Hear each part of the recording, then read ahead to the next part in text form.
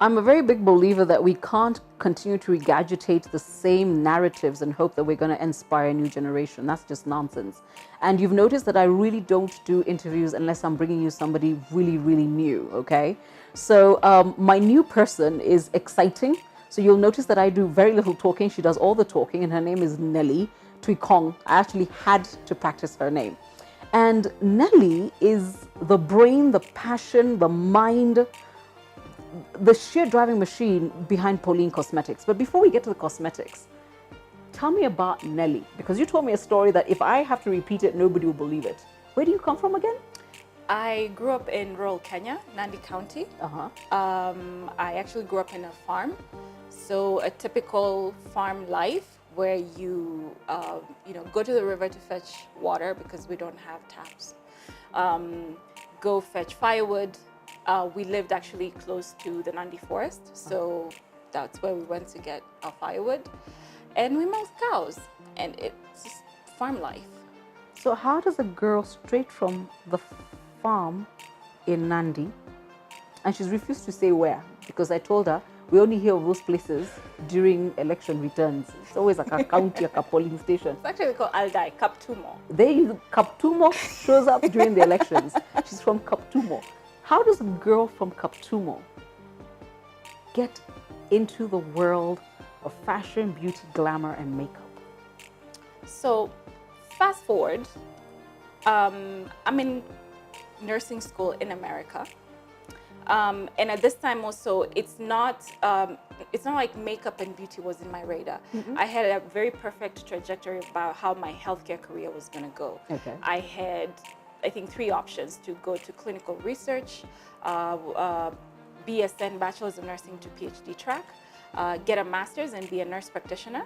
And then at that time, actually, they changed the law. They required all nurse practitioners to have a doctorate.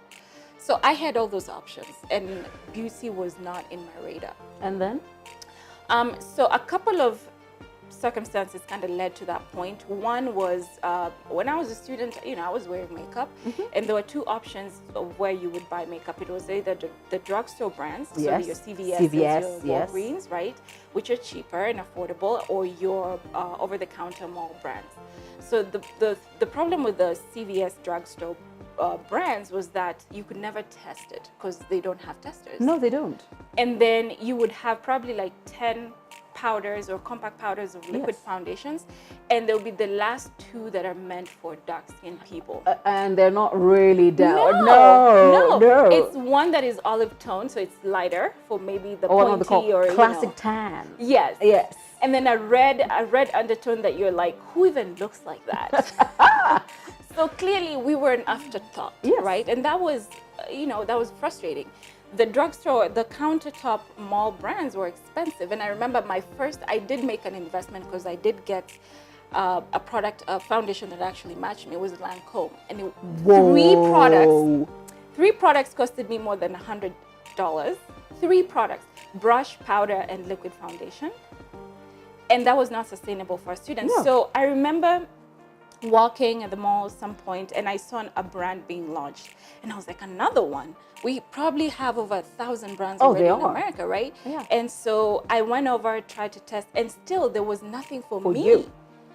So I got home that day and just something sunk in. I was like, wait a minute, makeup brand. I mean, if I'm already having a hard time here in America getting products, what about, my sisters back home in Kenya and in Africa?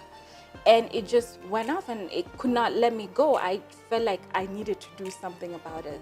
So nursing ended, and makeup manufacturer extraordinaire emerged. Shaking and not sure, because again, I've kind of set, my career in stone. I'm going to be in healthcare. Yes. And then how do I start telling people who have helped me get to school? I'm graduating at this point.